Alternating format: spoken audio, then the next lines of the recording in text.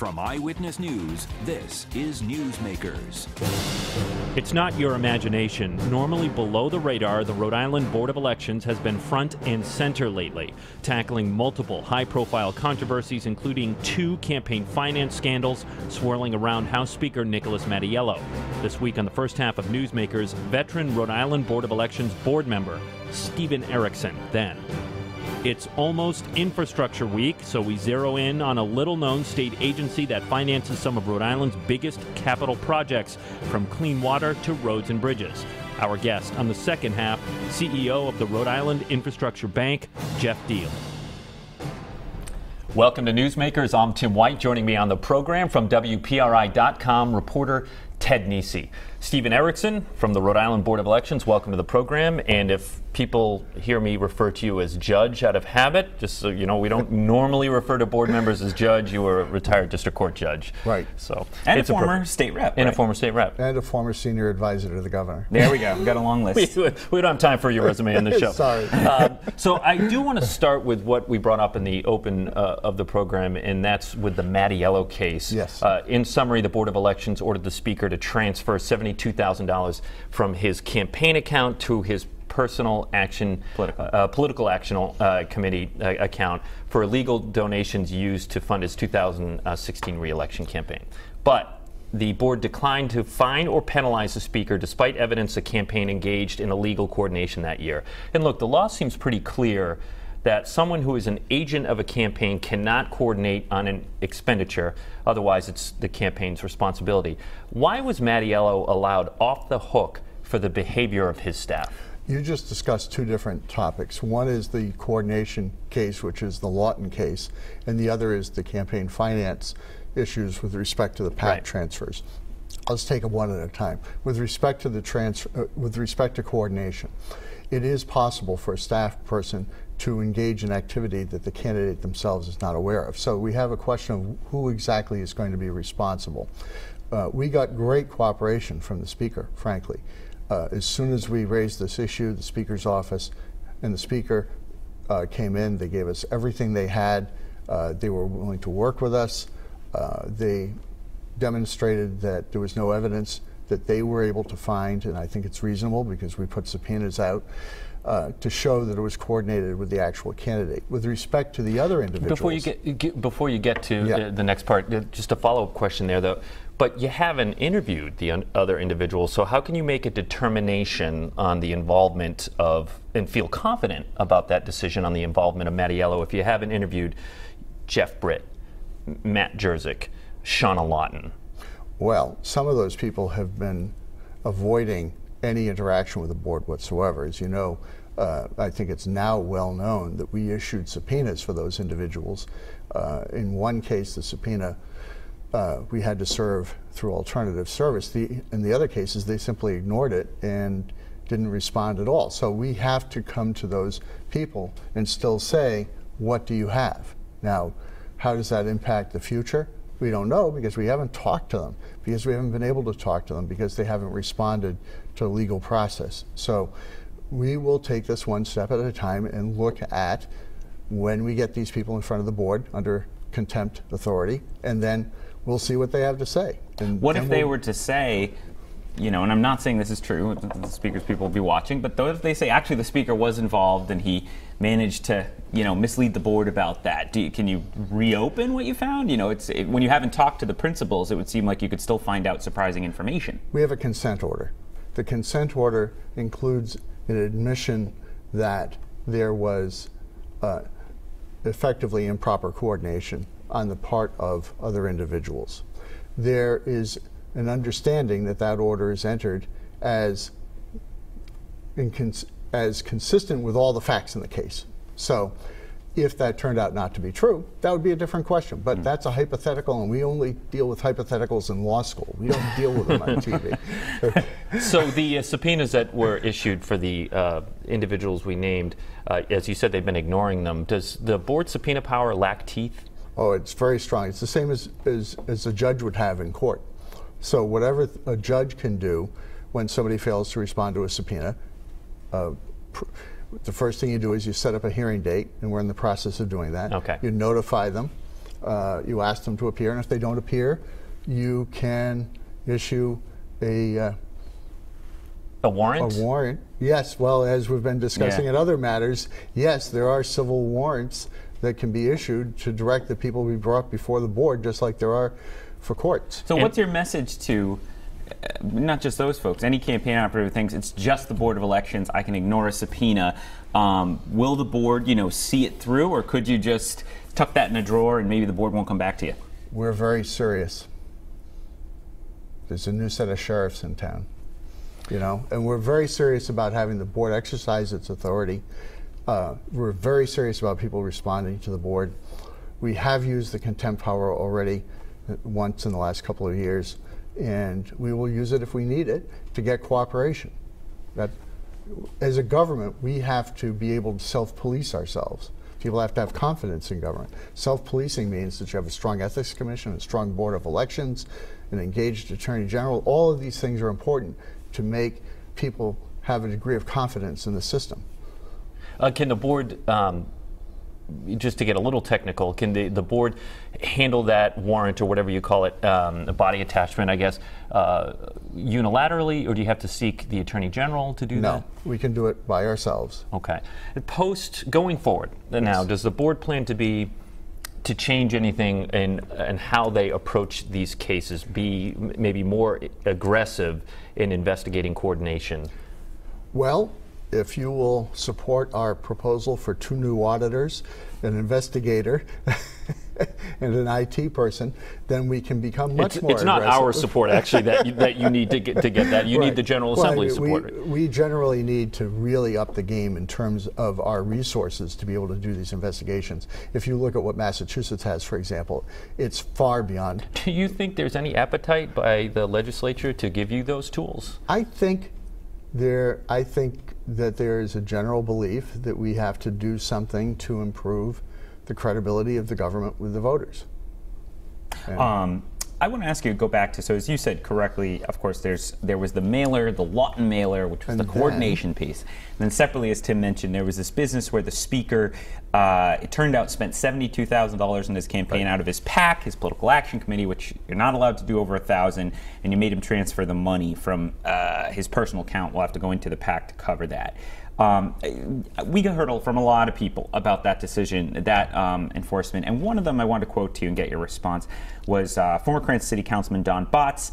He said, quote, "File your campaign report late, $25 from a personal payment method. Misappropriate $72,000 from your PAC and violate contribution limits, $0, and you get to use your campaign account to pay your PAC." Again, he wasn't alone in saying that. How do you answer folks who think there's a discrepancy there? That's a very attractive argument, but it's wrong. Okay. And the reason it's wrong is because we have a separate set of laws that deal with failure to file. What he doesn't say, and probably doesn't know because people don't pay close attention, is that we work with everybody who's failed to file a campaign report on time, and our staff has the authority to waive those fines up to $5,000. And in fact, we get a report regularly from our campaign finance division that's a public record that shows exactly how many fines have been waived and for what reason. So the vast bulk of the fines where people come in to talk to us about what the problem is with their failure to file, the vast majority of them are waived or reduced to a nominal fee. The ones you see that come before the board, and that's what people focus on, are these offenders who have ignored dozens of letters, certified letters, phone calls, emails, and every other opportunity to try and resolve the matter, and they chose not to. Judge, is there an argument to be made, or did the board consider at all with the Speaker Mattiello case that this might be one, because he is a very important figure in the state, that an example may need to be set? We've had a long legacy of campaign finance issues in this state, and the speaker was on your radar screen. Was that a consideration? Our job is not to set examples, it's to enforce the law equally. So, and in this case, what that means is that we often assess fines in situations where people have taken money out of their campaign finance accounts and can't account for it. So in a recent case, we had an individual who spent over $2,000 in ATM transactions cash out with no evidence of where it went. That's a fine case. If somebody shows that all the money is accounted for and that it really was a transfer between different control accounts under the control of the same individual, that's a different case. So our job is to look at each one. It doesn't matter whether it's the speaker or the junior rep that just got elected. We have to look at everybody and treat them equally, not single out some people for making an example. One other question on the Mattiello piece, and then I want to move on. The treasurer of Speaker Mattiello's PAC was Richard Raspallo, his former chief legal counsel, who is now a magistrate. Well, it sounds like I know where I'm going with this, but Rich was the treasurer. We asked the judiciary if he disclosed that when he went to become a magistrate, and it took a couple days, but the statement I finally got back was that he was not a party to this. Yet he's mentioned in the complaint, and he was the treasurer of the PAC. Is the treasurer of a PAC, speaking hypothetically then, or generally, is the treasurer of a PAC a party to a complaint about how that PAC spent money?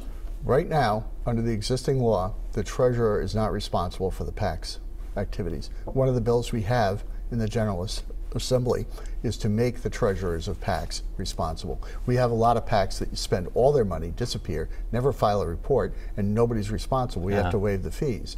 So we have been pushing for some time to make the treasurers personally responsible. As far as the facts of this case, I can't talk about that. All right, as Ted said, I want to shift gears. Last month, Jim Hummel uncovered an East Providence councilman with a criminal past as one of 3 council members trying to double the council's current 2-year terms. If approved, that would have eliminated his need to run for re-election this fall. Last night, so we taped this on a Friday morning, Thursday night, the East Providence Board of Canvassers, which is they're the local election officials, they voted to hold elections this fall for city council, but they would then be 4-year terms moving forward. Is that okay with you? We're going to find out if that's okay when we have our hearing.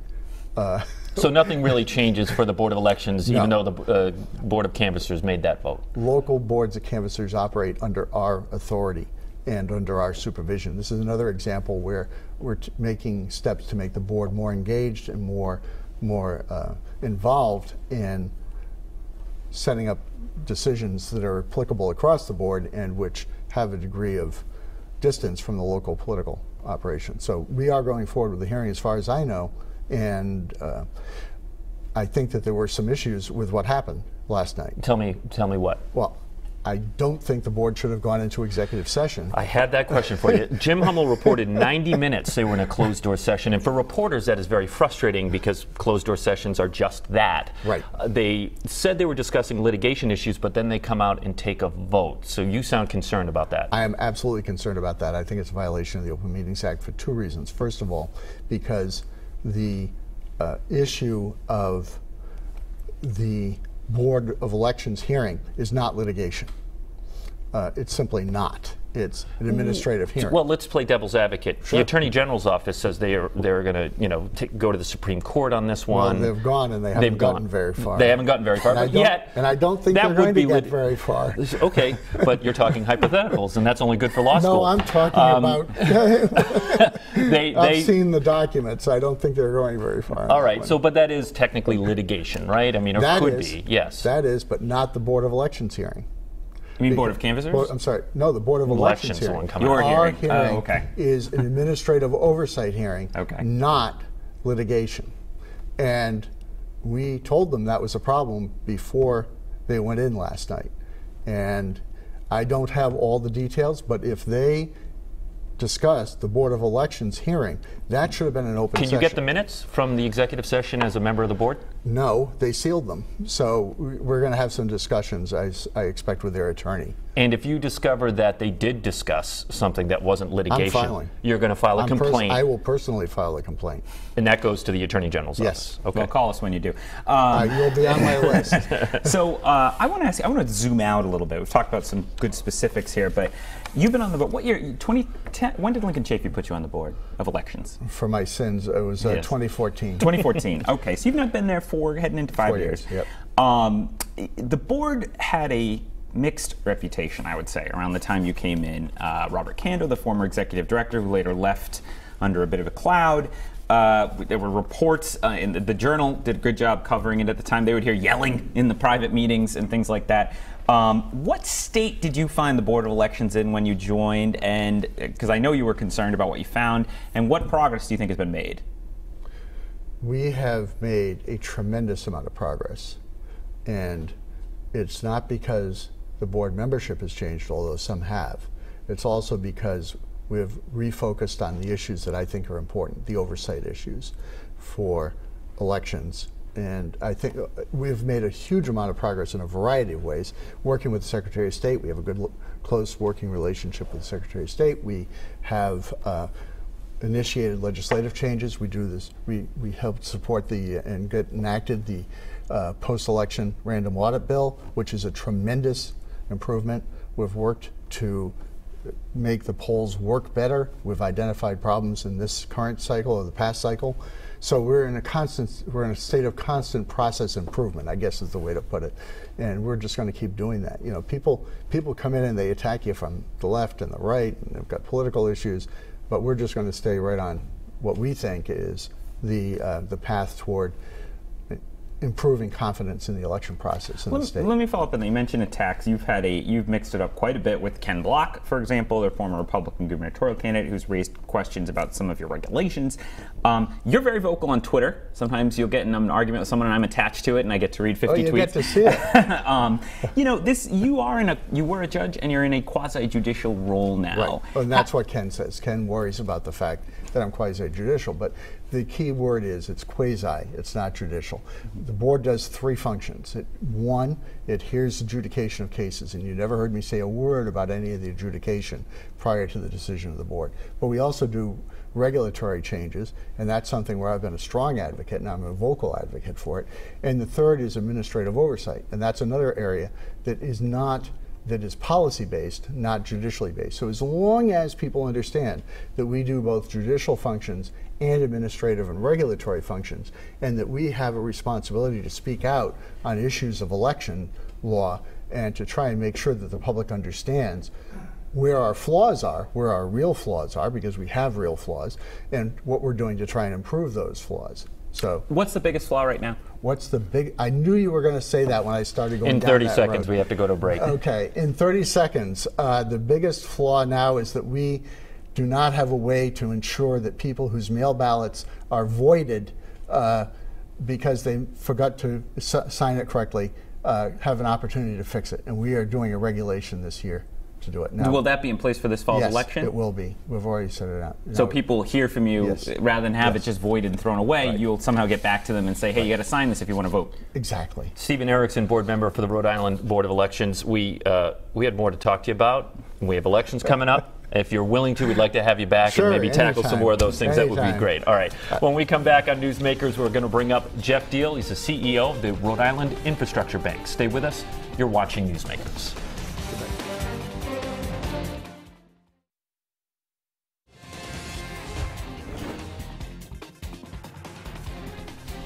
Welcome back to Newsmakers. I'm Tim White. To my left, WPRI.com reporter Ted Nesi. Our guest on the second half is Jeff Diehl. He is the CEO of the Rhode Island Infrastructure Bank. Welcome to the program. A lot of people might not know exactly what your agency is, so why don't you give us a brief overview?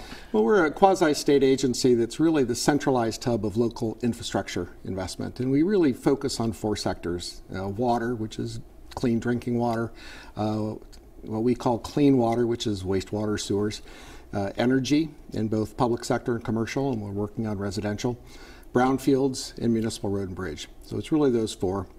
We borrow money from the market, so we use public sector capital. We combine it with limited amounts of federal and state capital, and make investments in local infrastructure. Before we get to Infrastructure Week, you brought up borrowing, and we're watching the Fed tick up interest rates right now. How does that impact you? It impacts us because, again, at the margin, it makes projects more expensive, obviously. But again, a lot of what we're doing is we're taking smaller loans, we're putting them into packages of bigger transactions so we lower the costs, and we're able, because of the capital we have, to lend at below market cost. So we're lending to municipalities anywhere between 25 and 35% 5% below where they could go to market. Are you telling municipalities right now, borrow now, this is the time? Yeah, I mean, we're really out there in terms of better educating about our programs, and yes, about borrowing, but we also want to walk a fine line. We don't want communities to be borrowing money too early, because then it just sits in the bank, costs money to have it there, and they're not dispersing it into investments into their projects quick enough. So it's a fine line that we run in terms of trying to get projects in sooner to lower the cost, but also we don't want municipalities to be paying interest on money they're not using. I had one other money question before we go to the projects you do. Borrowing by quasi-public agencies has occasionally been controversial in the last decade in Rhode Island. Can you just explain the flow of money that you end up loaning out? That where do you start? What are you starting with to go out and borrow from the markets? Kind of where the money comes from, so people understand that. Well, depends on our program. We have limited capital that comes into us either from the federal government or the state government. It's one of our challenges. We're not a line item on the budget, so we don't have a consistent, steady source of capital. It's appropriated by the feds every year in terms of our water programs, and they've just increased it this year by 35%, so we have more money to put to work. We get limited money from the state, but the most part, in fact, we're number one in our water programs of borrowing private sector capital, head and shoulders above any other state. And so we're borrowing over $4 for every dollar that we're getting in capital from the federal government or the state governments. We're actually using more. But the way that we work is we don't have any support from the state from a credit point of view. And what we do is we lend to municipalities or sewer enterprises or drinking water companies, and it's the proceeds from those loans that pay back our loans. So you had a starting capital, and you can just keep using it as the old loans paid back. You can go out and do another loan, and on and on. Yeah, so it's self-perpetuating. We get capital back, and we recycle that into more loans. We've been talking at 30,000 feet about the infrastructure bank. What do you tell people when they ask you, what's the single biggest project? What's the tangible thing you can point to so the people of Rhode Island understand what you're handling right now? Well, I think, we look at infrastructure really as an economic development tool, and we do both very large projects and very small projects. So, we've been very active in Narragansett Bay and hardening their programs. We help finance increasing the berm at the Warwick wastewater treatment facility to prevent flooding like we had in 2010. That was wild. One of the pictures we use is a before and after. It's quite powerful. But we also lend money to homeowners. We've got a very active program to help homeowners remediate cesspools and fix broken septic systems. In fact, over the last 3 years, we've added 70% of capital into that program, and it's over $17 million and close to 800 loans. People are going to hear that, and they're going to wonder if you handle sewer tie-ins, too. We see the controversy in Coventry. It's $20,000 per house to do a sewer tie-in. Are you involved in that at all? Yeah, we have a sewer tie-in loan fund. It's not used as actively as we'd like, and that's one of the things that I've been trying to focus on is how we get our programs better known around the state. Get them out there, yeah. And so it's a program where we'll lend money interest-free to homeowners to finance that sewer tie-in. It's still about part of the controversy you've seen is about the charge for doing new sewer lines. And different communities do it differently. So it's something that we're very interested in and trying to work with communities in terms of how do we lower those costs. You guys used to be the Clean Water Finance Agency, and it was a big push by Governor Raimondo and Treasurer Magaziner when they came into office to convert you into an infrastructure bank, which is a relatively sexier name for it, which there's other types of infrastructure banks out there, but that's what they called you. One of the things I think the Treasurer talked about at the time was he wanted you to end up doing a program where basically people could put solar panels on their roof and then put the cost into their property taxes so that even if the house was sold, it would still get paid off. They felt like that could help get those financed better. Where does doing that stand? Well, you brought up a good point. The governor and the treasurer working with the assembly changed not only our name, but expanded our mandate dramatically from 3 years ago. And at that time, we had two major programs, our drinking water and clean water. We had our community septic system loan program and the sewer tie-in. Now we've got a municipal road and bridge. We've got an efficient building fund where we lend money to municipalities and quasi-state agencies to do energy efficiency and renewable projects and saving a lot of money for communities around the state. We also have a new brownfield remediation fund. And within the energy, we're given not only public sector, but commercial and residential. And we've set up the municipality, the Efficient Building Fund. We have a commercial PACE program, Property Assessed Clean Energy. which we've executed 7 transactions so far and saved businesses across state over $4 million in energy costs. Next on our list of things to do is, we hope to have our first brownfield fund loan this summer. Next is the residential energy. And how soon do you think you might be doing that? Well, we're in the process really of understanding where the demand and we're there really not to supplant the private sector, but to really complement it and fill financing gaps. And so when we look at the residential market, we want to understand all the different programs that are out there. National Grid has a program. There's private sector programs. Where can we really be using residential PACE to have the most impact? We have 20 seconds left in the program. Infrastructure Week coming up. Where can people go to get more information? They can go to our website, riib.org, rib.org, and we're in the process of putting that schedule together. We'll have a number of roundtables to discuss infrastructure around the state, and we'll also have a number of events highlighting some of the projects we've done. Jeff Diehl, thanks very much for joining us. I'm Tim White. We'll see you next week on Newsmakers. Thank you.